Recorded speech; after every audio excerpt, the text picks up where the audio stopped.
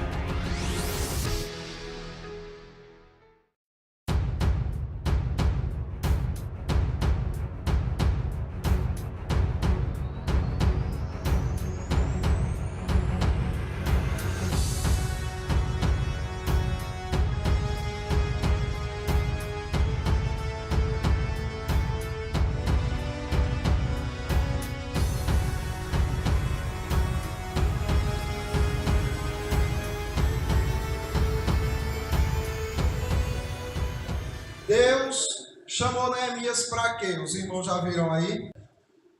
Deus chamou Neemias para quê? Para reconstruir os muros, não é isso? Tem alguns detalhes aí que eles vão dando, e tudo que eles disserem, consequentemente, diz respeito à sua missão, ou seja, aquilo que Deus queria que ele fizesse. Deus chamou Neemias para restabelecer o povo, fazer com que eles saíssem daquela miséria, levantar os muros, pôr as portas. O que tudo isso significa? Significa mudança, renovação, cuidado, né? E também significa problema, significa dor de cabeça. Para ele, sim. Eu não tenho sempre um para mudar o povo. Não, então, mas isso significa, porque assim... Oi? Significa que Neemias ia precisar mudar de vida também, ou não?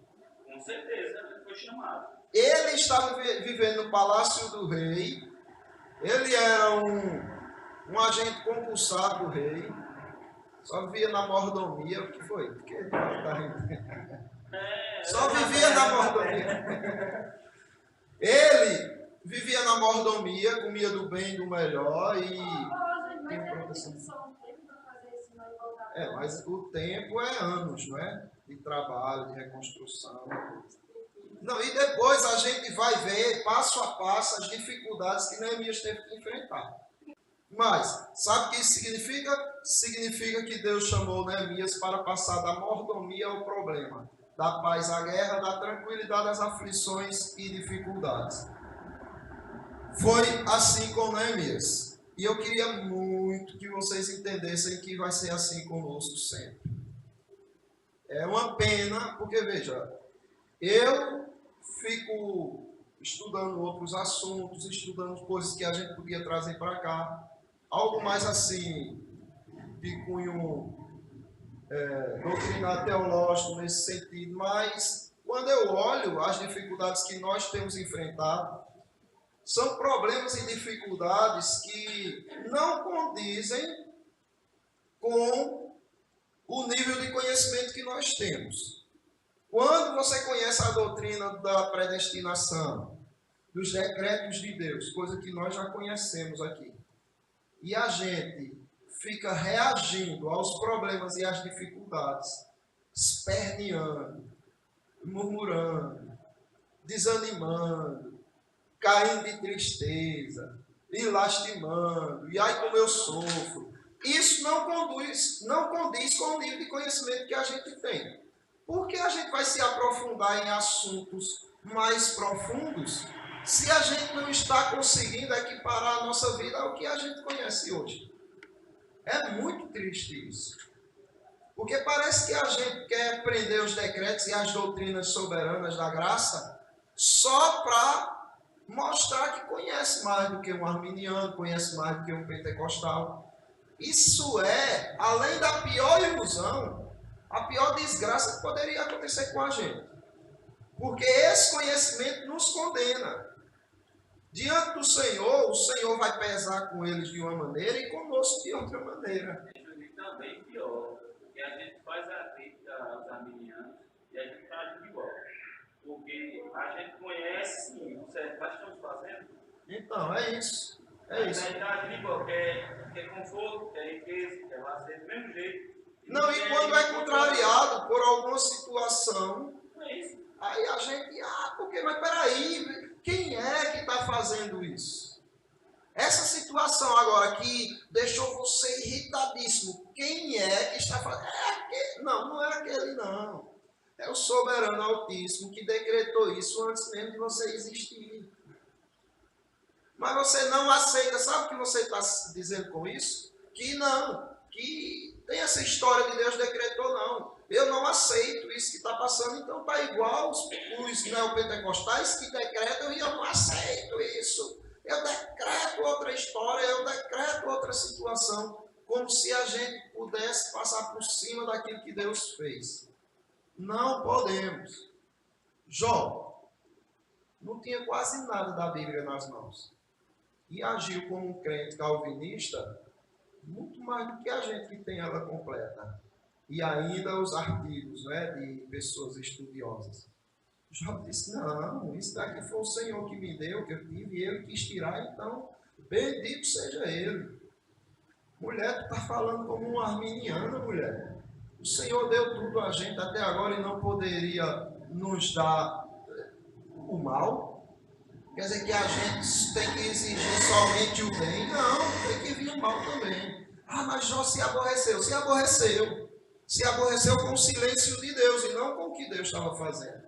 Porque ele queria que Deus falasse o que era que estava acontecendo. E aquilo foi irritando ele, irritando. Aí depois Deus diz, Jó, tu quer que eu fale? Me explica primeiro umas coisas. Aí quando Deus faz umas perguntas a ele diz, quem sou eu? Aí depois ele reconhece a grandeza de Deus e diz, não, deixa eu calado. Né? Eu me arrependo de ter falado. Eu me abomino no pó e na cinza. Agora eu sei quem é o meu Deus. Ainda nessa dor e nessa aflição, eu sei quem é Ele. Ele tudo pode. E nenhum dos planos dele pode ser frustrado.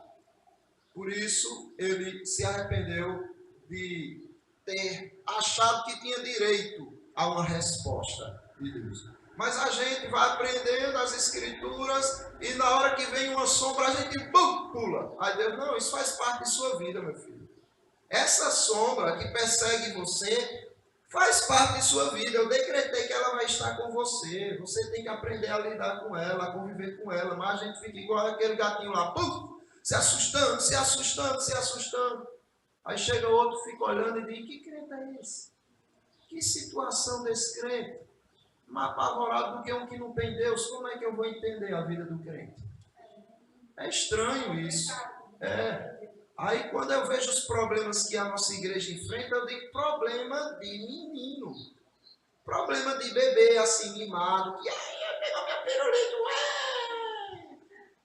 Aí eu vou ficar buscando assunto para a gente se aprofundar em coisas se a gente não está vivendo nem um pouco que Deus nos deu. Quando a gente aprender a desfrutar, né, dessa doutrina maravilhosa da predestinação, da soberania de Deus, olha... Está vendo os pardais, está vendo os pássaros voando por aí. Olha, nenhum deles cai em terra que não seja da vontade do Pai Celestial. Ninguém consegue capturar um deles se não tiver no decreto de Deus. Olha, os fios de cabelo da cabeça de vocês estão contados. Quando a gente aprender a se deleitar nisso daí, os problemas vierem a gente dizer, Senhor, olha o que o Senhor está fazendo. O que é que o Senhor vai fazer daqui para frente? O que é que o Senhor exige que eu faça? É isso, então eu vou correr e fazer. Agora, Senhor, não vejo mais para onde correr, só vou assistir. E era o que os discípulos deviam fazer naquela tempestade. Tempestade veio, Jesus está conosco? Tá, então peraí, deixa eu ver, vamos observar o que o Senhor vai fazer. Todo mundo se sentar e ficar olhando para ele dormir lá. e admirando, e a tempestade voa e vai tragar, ele não podia fazer nada. Entendam? Tirar a água do barco, pronto, estavam tirando, mas não estava adiantando. Então o que eles podiam fazer era observar como o Senhor ia se comportar diante daquilo que eles não podiam fazer, né? Aí, não. Senhor, tu não te importas que a gente morra. Senhor, homens de pequena fé, cadê a fé de vocês? Calma-te, cala-te, uma. O Senhor é assim, Não era melhor ter se espantado com o Senhor é assim, depois de ter confiado? Não. Admiraram depois de ter desconfiado. Isso não agrada ao Senhor. Então a gente precisa aprender. Aí a gente vai remoer bastante, até os crentes aqui aprenderem a ser maduro, aprender a ter vergonha de ser um menino mimado, certo? Porque uma coisa é Isabela passar aqui, fazer uma coisa, chorar, a gente não tem como ignorar, porque é coisa de criança. Agora outra coisa é vocês. E Deus olha e diz, esse cara já aprendeu tanto, já passou tantas, eu já livrei de tantas, eu já dei tanto conhecimento e não passa de ser um menino. Esperneia aí, para ver como é ridículo. Mas é isso que a gente faz diante do nosso Deus. Olha, tá vendo? É isso que a gente... Olha, parece que ficou curioso para ver quem estava esperneando. Mas é isso que a gente faz diante de Deus. E diante de pessoas que têm maturidade espiritual. Diante daquele gatinho branco lá, que fica olhando e dizendo, doidou, filho. Não sabe não que isso é a sombra dele, não. Então vejam só. O versículo 2 e 3. Né? Deixa bem claro isso. Que veio Anani, um dos meus irmãos, ele e alguns de Judá, e perguntei-lhes pelos judeus que escaparam e que restaram do cativeiro, e acerca de Jerusalém. E disseram-me, o restante que ficaram do cativeiro, lá na província, estão em grande miséria e desprezo.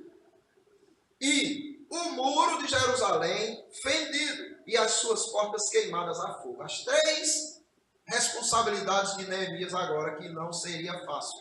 Agora, depois dessa informação recebida por Neemias, depois de Deus dizer, Neemias, a tua missão é essa, aqui eu trouxe para você de informação, agora a vida de Neemias mudaria completamente. Aquele luxo, aquele conforto acabaria, porque ele olharia e diria o seguinte, não, eu não fui chamado para estar aqui, no bem bom, eu fui chamado para estar lá, na guerra, no sofrimento, na miséria, no problema, na dificuldade. Então eu vou. Só que aí depois a gente vai ver a estratégia dele, para que ele consiga ir. Ele simplesmente disse, se tiver decretar, então eu vou e pronto. Pegou as trouxas e saiu sem nem avisar o rei, nem nada. Porque está no decreto que eu vá, não foi assim, certo? Não se brinca com o decreto.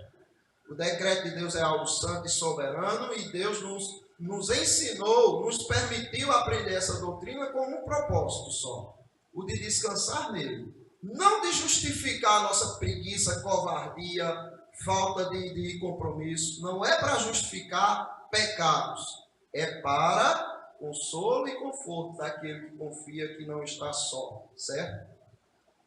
Vejam bem, vocês lembram da escolha de Davi sendo escolhido por Deus? A escolha de Deus por Davi, lembram como foi? Não é bonita a história, não é?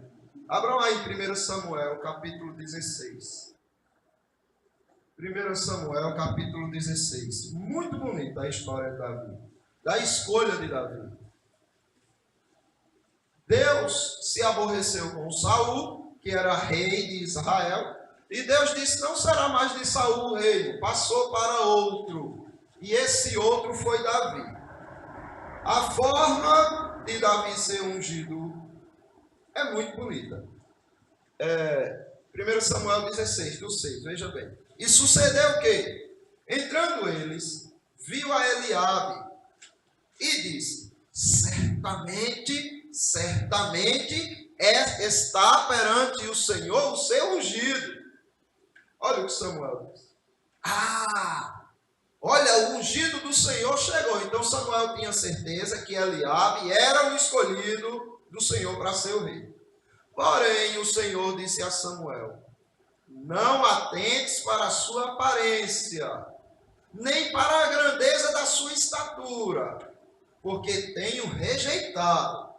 Porque o Senhor não vê como vê o homem, pois o homem vê o que está diante dos seus olhos. Porém, o Senhor olha para o coração. Certo? Então, aqui Samuel aprende uma grande lição. Tem como a gente ter uma ideia, mais ou menos. Tem como a gente ter mais ou menos uma ideia. Jesus Cristo nos ensinou a respeito de conhecer o coração das pessoas. Como foi que ele ensinou? Pelos frutos conhecereis. Ou seja, do coração brota aquilo que você é. Certo? Mas tem gente que é falso, né? Aí na frente vai se aparecer e tal, né? Mas é uma forma de você identificar, ó, aquela pessoa na igreja é de um jeito, em casa é de outro.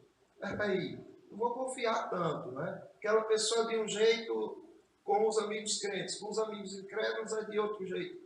Peraí. Então, os frutos vão mostrando quem é a pessoa. É 100% de certeza? Não. Porque só o nosso Deus tem essa capacidade, né? E continua. Então chamou Jessé a Abinadab e o fez passar diante de Samuel, o qual disse: nem a este tem escolhido o Senhor. Aí Samuel já está aprendendo mais. Então Jessé fez passar a Sama. Porém disse: tampouco este tem escolhido o Senhor. Assim fez passar Jessé os seus 7 filhos diante de Samuel. Porém Samuel disse a Jessé: o Senhor não tem escolhido a estes. Passou todos os seus filhos. O Senhor me envia para a sua casa, para ungir um dos seus filhos. Você passa todos os filhos e o Senhor não escolheu nenhum destes? Aí ele fica confuso, né? Disse mais Samuel a Jessé. Lógico, ele sabia que Deus não ia se enganar. E perguntou: acabaram-se os moços? E disse: ainda falta o menor, que está apacentando as ovelhas. Disse, pois, Samuel a Jessé: manda chamá-lo, porquanto não nos assentaremos até que ele venha. Veja como é linda a história de Davi, da escolha de Davi para a missão, da escolha de Davi para o reinado. Certo? Deus rejeita todos os fortes, bonitos, treinados, e diz: não, tem um que não está aqui, que é o que eu escolhi. Então mandou chamá-lo e fez-lo entrar. E era ruivo e formoso de semblante e de boa presença. E disse o Senhor: levanta-te e unge-o, porque é este mesmo. E a ungido do Senhor, que Samuel estava dizendo, era isso que Job está colocando aí. Olha, benefício nenhum para nós, honraria nenhum para a gente, enquanto o ungido do Senhor não chegar. Certo? Então vai ser ele a quem eu vou ungir, e a gente só vai ter algum tipo de honra ou algum tipo de comemoração depois que esse propósito foi estabelecido. Agora veja, a gente olha uma coisa dessa e muitas vezes a gente diz: ah, Senhor, né, faz comigo assim, me unge, me coloca em um trabalho, em uma missão, aonde eu te honre, aonde eu te glorifique. Feito, eu conheci um menino que a oração contínua dele, ele orava por muitas coisas, mas a máxima dele era: Senhor, me gasta na tua obra. Senhor, me gasta até a última gota de sangue e o último pingo de suor. Senhor, todos os dias esse menino orava assim. A questão que fica é a seguinte: será que realmente é isso que você quer? Será que é esse o seu interesse de fato? Você sabe o que há de vir diante dessa missão que você pede ao Senhor, diante dessa honra que você pede ao Senhor? Você está preparado para o que há de vir? Porque olhar para a história de Davi e dizer: nossa, que lindo! Davi foi escolhido entre os maiores, ele era o menor. E ele para ser rei em Israel. Essa palavra é muito doce na boca das pessoas. Eu sou o rei. Eu fofo, eu sou rainha, não é? Todo mundo quer ser rei, quer ser rainha. Agora a responsabilidade de um rei igual a Davi, poucos querem, certo? Veja bem, algumas coisas que Davi passou. Mas antes vamos ver a unção dele, né? Então Samuel tomou o chifre do azeite e ungiu no meio dos seus irmãos. E desde aquele dia em diante, o Espírito do Senhor se apoderou de Davi. Então Samuel se levantou e voltou a Ramá. Então foi ungido, o Espírito de Deus caiu sobre Davi, né? Desceu sobre Davi. E vamos para 1 Samuel 18 agora. Para a gente ver um pouquinho da história de Davi. Davi foi ungido rei e a partir dali a vida de Davi começou a modificar para melhor, de alguma maneira, certo? Só que depois começou a desandar, a coisa ficou feia.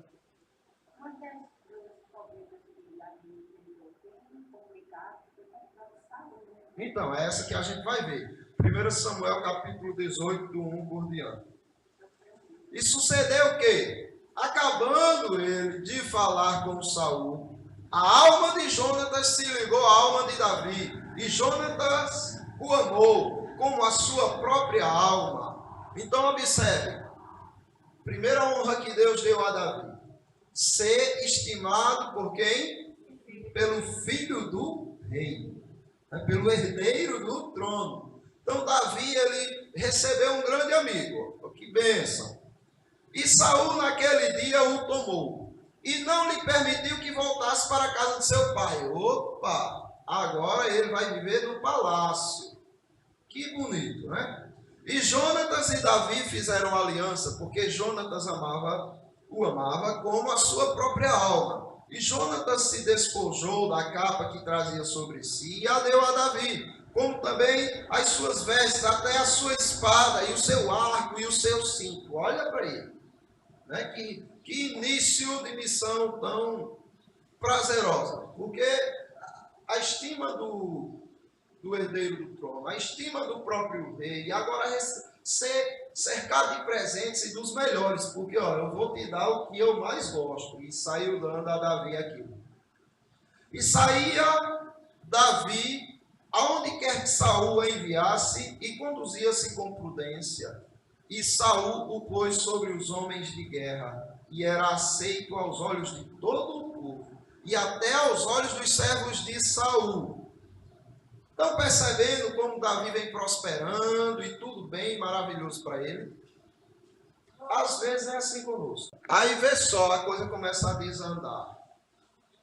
Sucedeu, porém, que vindo eles, quando Davi voltava a ferir os filisteus, as mulheres de todas as cidades de Israel saíram ao encontro do rei Saul, cantando e dançando, com adufes, com alegrias e com instrumentos de música.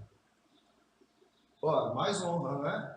Agora as mulheres reconhecendo, imagina, né? Então, e as mulheres dançando e cantando se respondiam uns aos outros, dizendo, vê que mulher, Saul feriu aos seus milhares, porém Davi seus 10 milhares. Foi isso que envenenou Saul. Provocação, hein?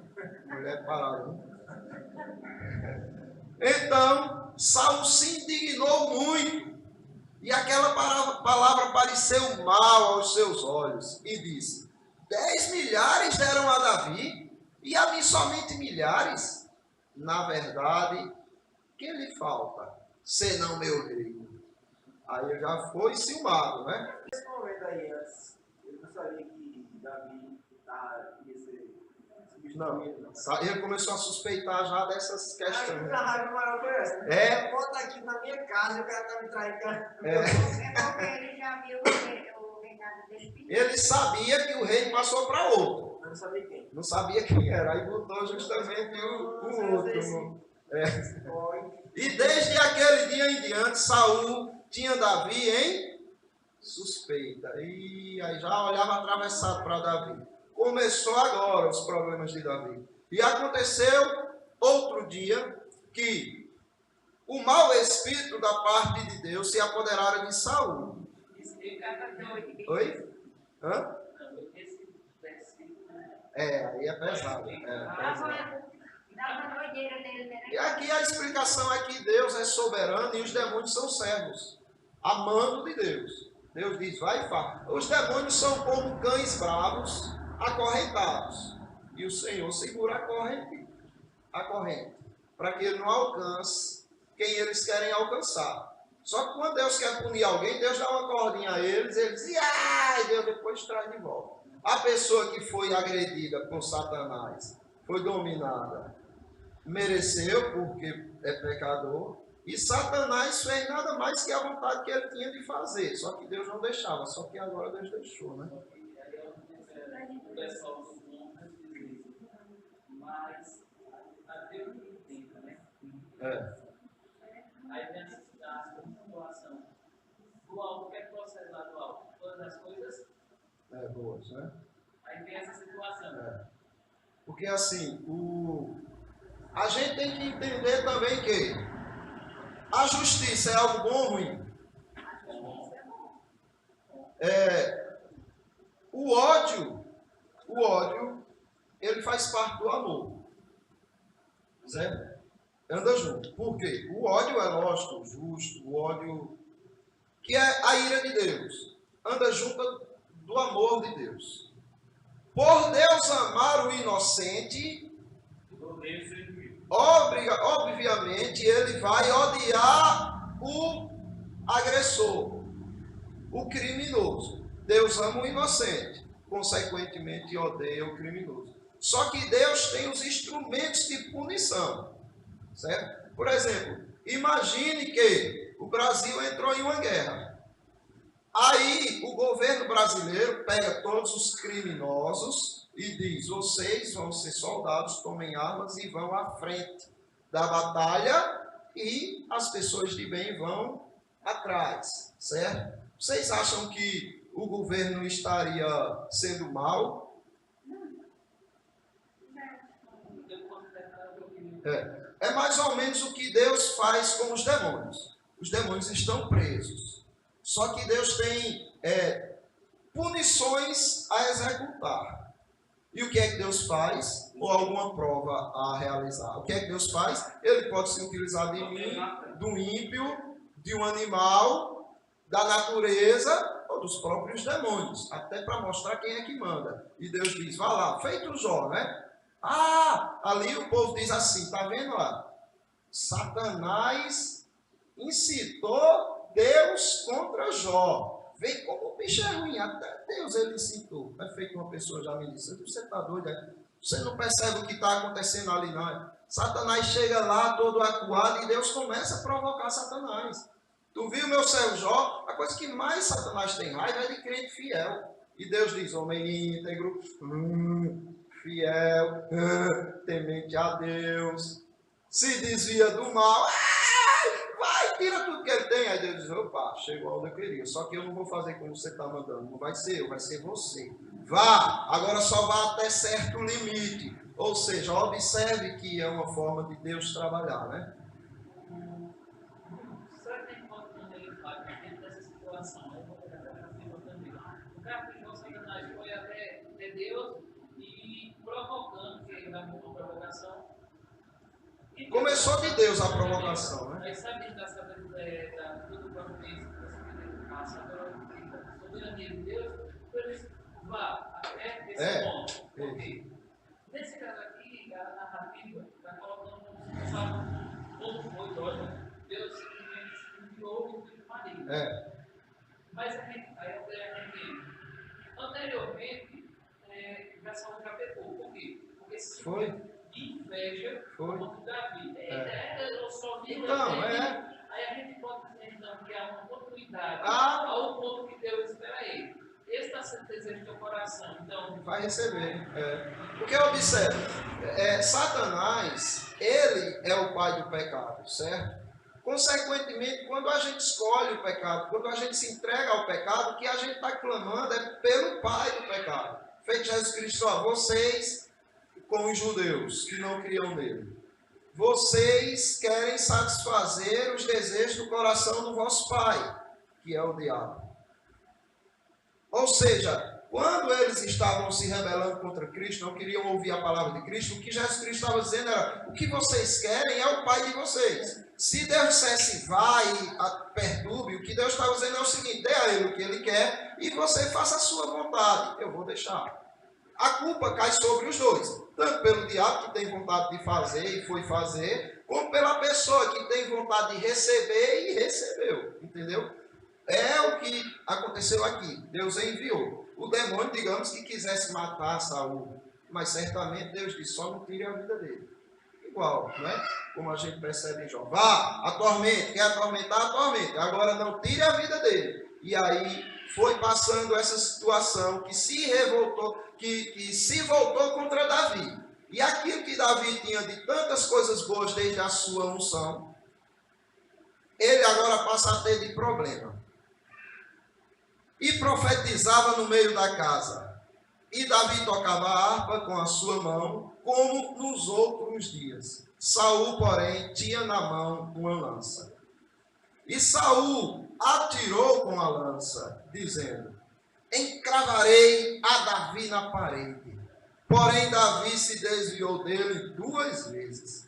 E temia Saul a Davi, porque o Senhor era com ele e se tinha retirado de Saul. Então, observe a inveja, né? O que estava fazendo com Saul. Ele temia a Davi. Por quê? Porque o Senhor era com Davi. Era para ele dizer: opa, eu vou ser com Davi também. Eu vou ser por aquele que o Senhor é, né? Mas não. Quanto mais o Senhor era por Davi, mais ele temia Davi e se irava contra Davi. A continuação. Por isso Saul o desviou de si e o pôs por capitão de 1000, e saía e entrava diante do povo. Aí você diz: olha, deu uma honra a Davi aqui, né? Não.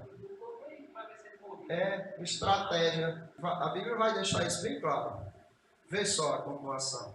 E Davi se conduzia com prudência em todos os seus caminhos, e o Senhor era com ele.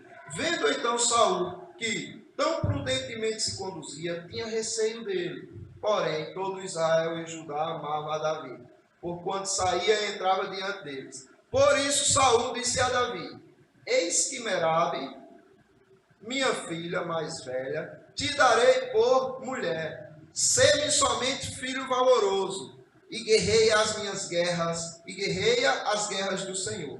Porque Saul dizia consigo: não seja contra ele a minha mão, mas e sim a dos filisteus.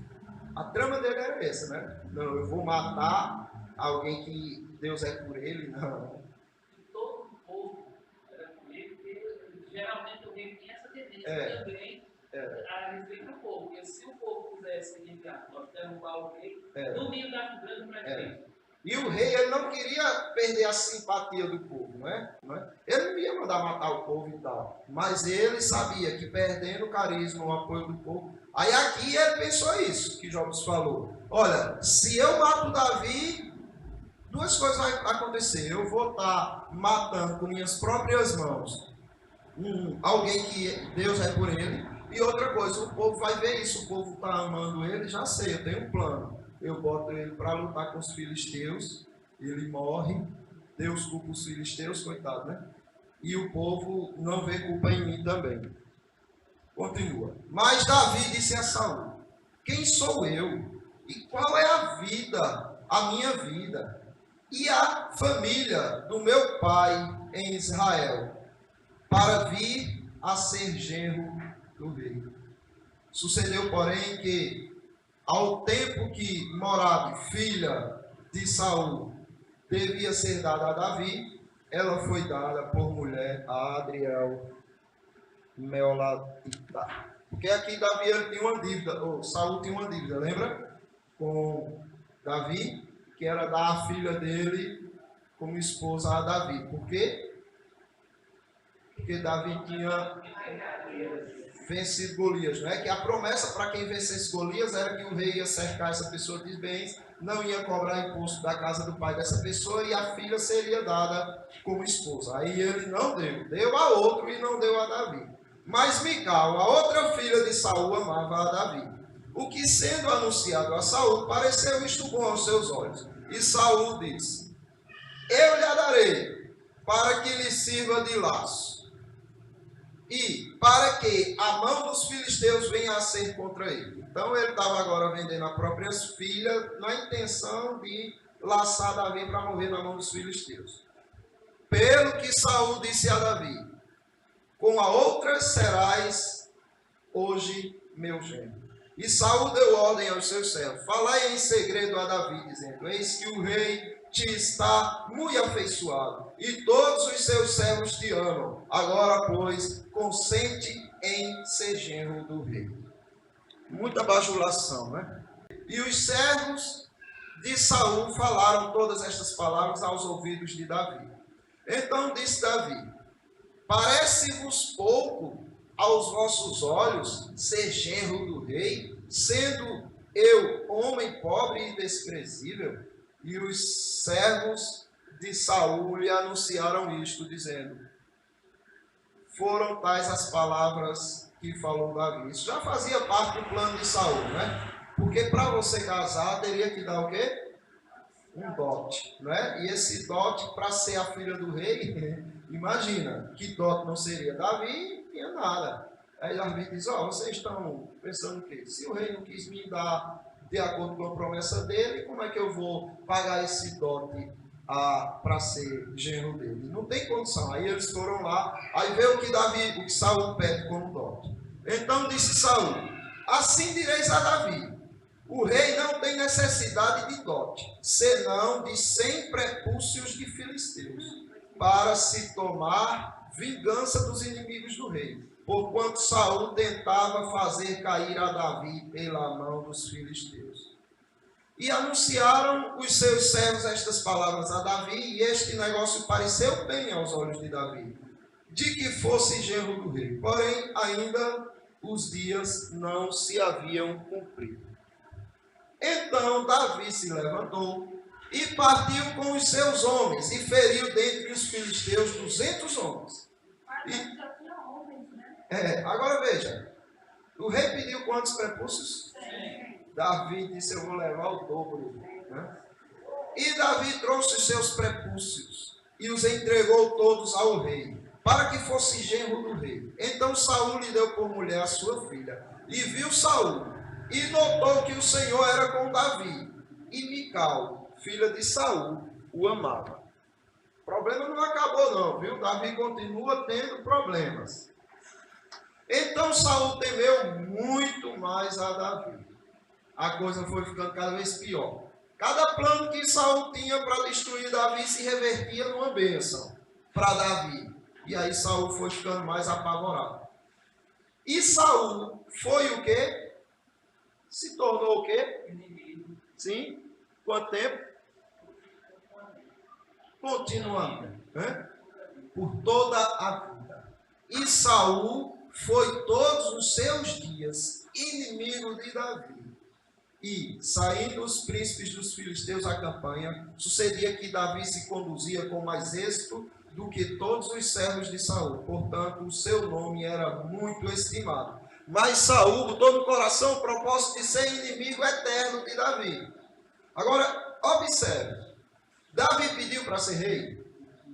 Não. Mas Deus o quis honrar com essa missão de ser o rei de Israel. Só que ser rei, pessoal, não significa que você é acumulado de presentes e de honrarias, não. E que todo mundo está abaixo de você, não. Significa que o mundo de problema pode cair sobre você. Quando Deus confia uma simples missão a você, Ele confia que você vai suportar todos os problemas que vão ser atraídos por essa missão, que estão por trás dessa missão. A gente tem que ter consciência de que não vai ser fácil.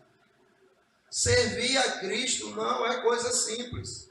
Ou você está disposto a sofrer por Ele, ou não esteja disposto nem a dizer o nome dEle. Ser cristão que desiste da missão que Deus confiou por causa de alguns problemas que surgem, é ser um cristão vergonhoso. Jesus Cristo desistiu dos problemas que caíram sobre Ele quando Ele veio cumprir a missão dEle de nos salvar. Não desistiu. Cada vez que a coisa ficava pior, mais Ele se portava varonilmente. mas ele tinha postura e mostrava como se portar. E como a igreja muda, que vai para os seus tosqueadores, para aqueles que estão a matá-la, ele foi de encontro aos problemas que dizia respeito à sua missão. O Pai quer que a gente pareça com ele. O trabalho do Pai, do Espírito Santo aqui na terra, é nos fazer parecidos com Cristo. Para a gente ser parecido com Cristo, a gente tem que se comportar diante do pecado como ele se comportou, diante da dificuldade como ele se comportou, diante da fortuna como ele se comportou, diante de tudo como ele se comportou. Para que a gente um dia seja assim, o Espírito Santo nos molda, passando a gente pelo fogo. Entendeu? Como passa o ouro e a prata para tirar as imundícies que estão ainda dentro de nós. Só que a gente reclama daquilo que Deus está fazendo conosco para nos melhorar. Certo? Alexandre o Grande, ele foi o maior combatente de guerras que já existiu. Ele venceu guerras impossíveis. E ele era valente, mais valente mesmo. Só que tinha um soldado dele que era frouxo, que não valia nada. Tinha medo até da própria sombra, igual o gatinho que a gente viu. Quando Alexandre ficou sabendo de que esse soldado era isso daí, ele mandou trazer o soldado. Quando o soldado estava diante dele, Alexandre perguntou o seguinte: como é seu nome, meu jovem? E ele disse: Alexandre, Senhor. Alexandre? Seu nome é Alexandre? Então eu vou dizer uma coisa para você.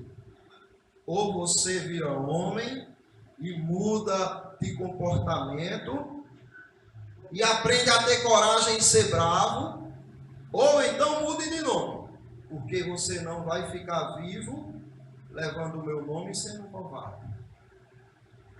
Do mesmo jeito é o que eu digo para nós. Ou a gente muda de nome e diz que somos testemunhos de Jeová, ou espírita, né? Ou candomblessista, ou seja lá o que for.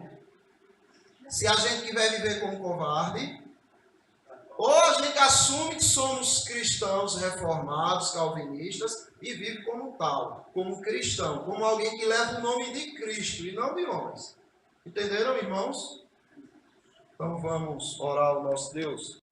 Não deixe de se inscrever no nosso canal. Não deixe de curtir e compartilhar. Ajude combatendo o avanço do mal, lutando, se informando, resistindo e compartilhando conhecimento.